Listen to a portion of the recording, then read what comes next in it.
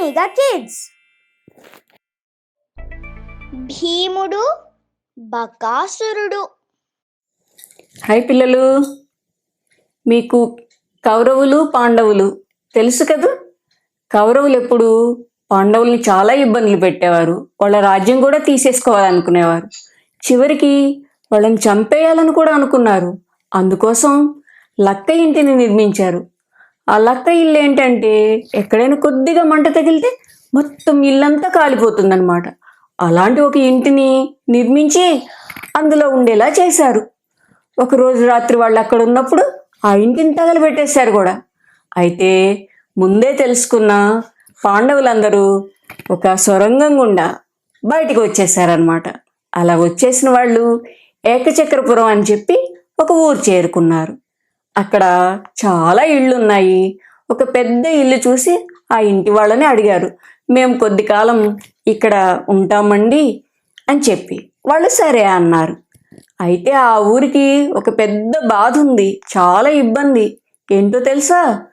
ఆ ఊరి పక్కనే బకాసురుడు అనే పెద్ద రాక్షసుడు ఉన్నాడు.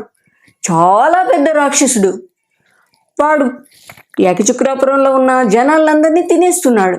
అప్పుడు వాళ్ళందరూ కలిసి ఒక నియమం పెట్టుకున్నారు, నువ్వు ప్రతిరోజు ఇలా వచ్చి అందరినీ తినొద్దు, ఊరి బయటే ఉండు. నీకోసం మేము ఒక బండిలో, పెద్ద బండి నిండా అన్నం పప్పు అన్నీ నీకు కావలసినవన్నీ అందులో పెట్టి దున్నపోతులతో సహా నువ్వే తినేసేద్దు. తెచ్చిన మనిషిని కూడా తిను. రోజుకు ఒక్క మనిషే చనిపోతాడు. అప్పుడు అలా చెయ్యంటే సరే అన్నాడు బకాసురుడు.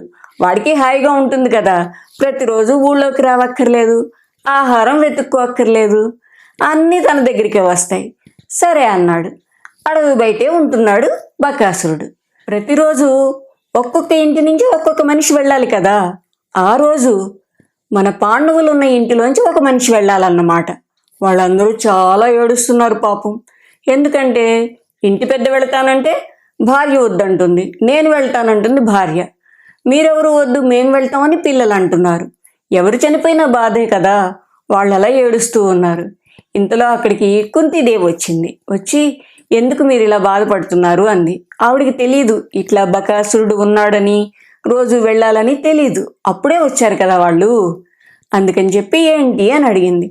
వాళ్ళు చెప్పారు, ఊరి బయట పెద్ద రాక్షసుడు ఉన్నాడు, వాడితో ఎవ్వరూ యుద్ధం చేయలేరు, వాడికి ప్రతిరోజు ఒక మనిషిని పంపించాలి, ఇంకా బండి నిండా అన్నం కూరలు పప్పు బూరెలు గారెలు అన్నీ పంపాలి, అంతవరకైతే పర్లా, మనిషిని కూడా పంపించాలి అని వాళ్ళు ఏడుస్తూనే చెప్పారు. అలాగా, అయితే ఈ రోజున మీ ఇంటి నుంచి ఎవ్వరూ వెళ్ళొద్దు, నేను చెప్తున్నాను, మా భీముడు ఉన్నాడు, భీముడు వెళ్తాడు అని చెప్పింది. లేదమ్మా, మీరు మా ఇంటికి అతిథులుగా వచ్చారు, కొద్ది కాలం ఉంటామని అడిగారు, మీ అబ్బాయిని ఎలా పంపిస్తాం మేము, వద్దండి, మీ అబ్బాయి చనిపోతే మీకైనా బాధ కదా అని అన్నారు వాళ్ళు. నా బిడ్డ చనిపోడు, నా భీముడి గురించి నాకు తెలుసు, అతడికి 1000 ఏనుగుల బలం ఉంది, అతనికి ఏమీ కాదు, మీరన్నీ సిద్ధం చేయండి అని చెప్పింది కుంతీదేవి. సరే, వాళ్ళు అన్నీ సిద్ధం చేశారు. భీముడు వచ్చాడు. తల్లి చెప్పగా ఆ బండిని తీసుకుని అతను బయలుదేరాడు. బయలుదేరుతూ ఉంటే మన భీముడికి ఆకలయ్యింది.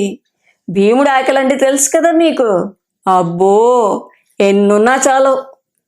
అలా బండిలో ఉన్నవన్నీ చక్కగా తీసుకుని ముందు బూరెలు తిన్నాడు, తర్వాత గారెలు తిన్నాడు, తర్వాత అన్నం పప్పు తిన్నాడు, ఇంకా పులుసు పచ్చడి అన్నీ మొత్తం అయిపోయినాయి. ఖాళీ బండి మిగిలింది. హాయిగా పడుకున్నాడు కూడా.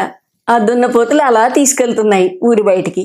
ఇక్కడ మన రాక్షసుడు బకాసురుడు ఉన్నాడు కదా, చాలా కోపం వచ్చేస్తుంది వాడికి. కడుపు మండిపోతుంది. ఇంకా రాలేదు, ఈ ఊరి వాళ్ళందరినీ వెళ్ళి నమిలేస్తా తినేస్తా అంటున్నాడు. అంతలో బండి వచ్చింది.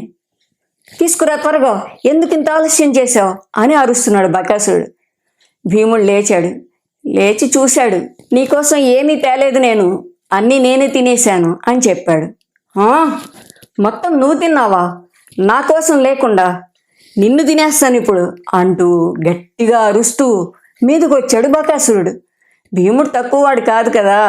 అక్కడున్న పెద్ద చెట్టుని లాగి బకాసురుడి మీద వేశాడు.